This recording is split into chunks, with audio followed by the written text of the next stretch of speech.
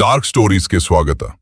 ಈ ಕಥೆಯು ಕೇವಲ ಮನರಂಜನೆಗಾಗಿ ರಚಿಸಲಾದ ಕಾಲ್ಪನಿಕ ಕಥೆಯಾಗಿದೆ. ಇದು ನಿಜವಾದ ಘಟನೆಯಲ್ಲ. ಒಮ್ಮೆ ಕೇಳಲು ಆರಂಭಿಸಿದರೆ ಭಯ ಮತ್ತು ಕತ್ತಲೆ ನಿಮ್ಮನ್ನು ಬಿಡುವುದಿಲ್ಲ. ಮಳೆಯ ಒಂದು ಚಳಿ ರಾತ್ರಿ. ಯುವ ಟ್ರಾವೆಲ್ ವ್ಲಾಗರ್ ರೋಹನ್ ಒಂದು ಹಳೆಯ ಹೋಟೆಲ್ಗೆ ಬಂದನು. ಆ ಹೋಟೆಲ್ ನೋಡಲು ಬಹುತೇಕ ನಿರ್ಜನವಾಗಿತ್ತು. ಒಡೆದ ಕಿಟಕಿಗಳು, ಹಳೆಯ ಗೋಡೆಗಳು, ಮಂದವಾಗಿ ಮಿನುಗುತ್ತಿದ್ದ ಬೋರ್ಡ್. ಆದರೂ ಆಶ್ಚರ್ಯವೆಂದರೆ ಹೋಟೆಲ್ ಇನ್ನೂ ಕಾರ್ಯನಿರ್ವಹಿಸುತ್ತಿತ್ತು. ರೋಹನ್ ಒಳಗೆ ಹೋದಾಗ ಒಬ್ಬ ವಯಸ್ಸಾದ ಮ್ಯಾನೇಜರ್ ಅವನನ್ನು ಸ್ವಾಗತಿಸಿದ. ಇವತ್ತಿಗೆ ಒಂದು ರೂಮ್ ಬೇಕು ಎಂದ ರೋಹನ್. ಮ್ಯಾನೇಜರ್ ತಲೆ ಆಡಿಸಿದ. ನಂತರ ನಿಧಾನವಾಗಿ ಹೇಳಿದ, ಯಾವ ರೂಮ್ ಬೇಕಾದರೂ ತೆಗೆದುಕೊಳ್ಳಿ, ಆದರೆ ರೂಮ್ 13 ಮಾತ್ರ ಬೇಡ. ಯಾಕೆ ಎಂದು ರೋಹನ್ ನಕ್ಕ. ವಯಸ್ಸಾದ ಮ್ಯಾನೇಜರ್ ಮುಖ ಗಂಭೀರವಾಯಿತು. ಕೆಲವು ಬಾಗಿಲುಗಳನ್ನು ಎಂದಿಗೂ ತೆರೆಯಬಾರದು. ಆ ರಾತ್ರಿ ರೋಹನ್ಗೆ ನಿದ್ರೆ ಬರಲಿಲ್ಲ. ಅವನ ರೂಮ್ನ ಎದುರೇ ರೂಮ್ 13 ಇತ್ತು. ಕಾರಿಡಾರ್ ಸಂಪೂರ್ಣ ಮೌನವಾಗಿತ್ತು. ಟಿಕ್ ಟಿಕ್ ಟಿಕ್ ಹಳೆಯ ಗಡಿಯಾರದ ಶಬ್ದ ಮಾತ್ರ ಕೇಳಿಸುತ್ತಿತ್ತು. ಹಠಾತ್ ರೂಮ್ 13ರ ಒಳಗಿನಿಂದ ತಟ್ಟುವ ಶಬ್ದ ಕೇಳಿಸಿತು. ಟಕ್ ಟಕ್ ಟಕ್. ರೋಹನ್ ಬೆಚ್ಚಿಬಿದ್ದ. ಆ ರೂಮ್ನಲ್ಲಿ ಯಾರೂ ಇರಲಿಲ್ಲ. ಆದರೂ ಶಬ್ದ ಮುಂದುವರಿಯುತ್ತಲೇ ಇತ್ತು. ಕುತೂಹಲ ಅವನನ್ನು ಆ ರೂಮ್ ಕಡೆಗೆ ಎಳೆದಿತು.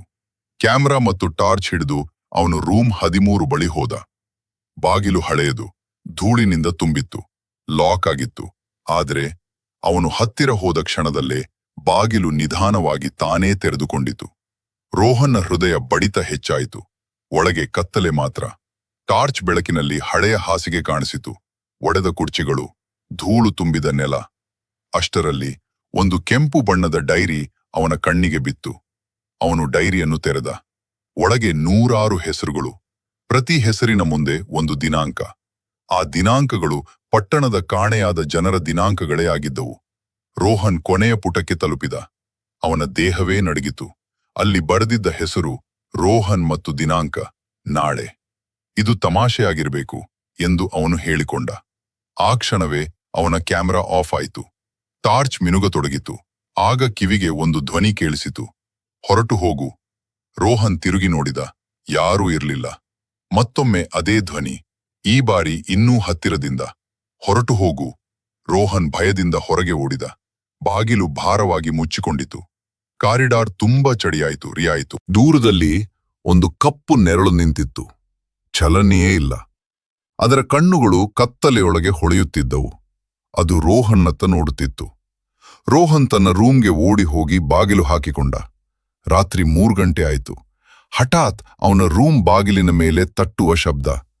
ಟಕ್ ಟಕ್ ಟಕ್. ಅವನು ಪೀಪ್ ಹೋಲ್ ಮೂಲಕ ನೋಡಿದ. ಹೊರಗೆ ಯಾರೂ ಇರಲಿಲ್ಲ. ಆದರೆ ಹಿಂದೆ ತಿರುಗಿ ನೋಡಿದಾಗ ಅವನ ರೂಮ್ನೊಳಗೆ ಒಂದು ಕಪ್ಪು ಆಕೃತಿ ನಿಂತಿತ್ತು. ಮುಖವೇ ಇರಲಿಲ್ಲ. ಅದು ತನ್ನ ಕೈಯನ್ನು ಎತ್ತಿ ರೂಮ್ 13 ಕಡೆ ತೋರಿಸಿತು. ನಂತರ ಕ್ಷಣಾರ್ಧದಲ್ಲಿ ಮಾಯವಾಯಿತು. ಬೆಳಿಗ್ಗೆ ಆಗುತ್ತಿದ್ದಂತೆ ರೋಹನ್ ಹೋಟೆಲ್ ಬಿಟ್ಟು ಹೊರಟ. ಮ್ಯಾನೇಜರ್ ಅವನನ್ನು ನೋಡಿದ. ನೀನು ರೂಮ್ 13 ಒಳಗೆ ಹೋಗಿದ್ದೀಯಾ ಎಂದು ಕೇಳಿದ. ರೋಹನ್ ತಲೆ ಆಡಿಸಿದ. ವಯಸ್ಸಾದ ಮ್ಯಾನೇಜರ್ ದೀರ್ಘ ಉಸಿರೆಳೆದ. 20 ವರ್ಷಗಳ ಹಿಂದೆ ಒಬ್ಬ ಪ್ರಯಾಣಿಕ ಆ ರೂಮ್ 13ರಲ್ಲಿ ಕಾಣೆಯಾಗಿದ್ದ. ಅಂದಿನಿಂದ ಆ ರೂಮ್ 13 ಒಳಗೆ ಹೋಗುವ ಪ್ರತಿಯೊಬ್ಬರೂ ತಮ್ಮ ಹೆಸರನ್ನು ಡೈರಿಯಲ್ಲಿ ನೋಡುತ್ತಾರೆ. ರೋಹನ್ ಅದನ್ನು ನಂಬಲಿಲ್ಲ. ಅವನು ಅಲ್ಲಿಂದ ಹೊರಟ. 3 ದಿನಗಳ ನಂತರ ಒಂದು ಕಾಡಿನ ರಸ್ತೆಯ ಪಕ್ಕದಲ್ಲಿ ಅವನ ಕಾರ್ ಸಿಕ್ಕಿತು. ಎಂಜಿನ್ ಇನ್ನೂ ಓಡುತ್ತಿತ್ತು. ಕ್ಯಾಮ್ರಾ ಇನ್ನೂ ರೆಕಾರ್ಡ್ ಮಾಡುತ್ತಿತ್ತು. ಆದರೆ ರೋಹನ್ ಮಾತ್ರ ಕಾಣೆಯಾಗಿದ್ದ. ತಿಂಗಳುಗಳು ಕಳೆದವು. ಒಬ್ಬ ಹೊಸ ಪ್ರಯಾಣಿಕ ಅದೇ ಹೋಟೆಲ್ ಬಂದ. ಅದೇ ಮ್ಯಾನೇಜರ್, ಅದೇ ಕಾರಿಡಾರ್, ಅದೇ ರೂಮ್ 13. ಅವನು ಒಳಗೆ ಹೋದ. ಕೆಂಪು ಡೈರಿಯನ್ನು ಕಂಡ. ಕೊನೆಯ ಪುಟ ತೆರೆದ. ಅವನು ಮುಖ ಬಿಳಿಯಾಗಿ ಹೋಯಿತು. ಯಾಕೆಂದ್ರೆ ಅಲ್ಲಿ ಬರೆದಿದ್ದ ಹೆಸರು ಅವನದೇ ಆಗಿತ್ತು. The story end. ಈ ಕಥೆಯು ಕೇವಲ ಮನರಂಜನೆಗಾಗಿ ರಚಿಸಲಾದ ಕಾಲ್ಪನಿಕ ಕಥೆಯಾಗಿದೆ. ಇದು ನಿಜವಾದ ಘಟನೆಯಲ್ಲ. ಡಾರ್ಕ್ ಸ್ಟೋರೀಸ್ ವೀಕ್ಷಿಸಿದ್ದಕ್ಕಾಗಿ ಧನ್ಯವಾದಗಳು. ಲೈಕ್ ಮಾಡಿ, ಕಮೆಂಟ್ ಮಾಡಿ, ಸಬ್ಸ್ಕ್ರೈಬ್ ಮಾಡಿ.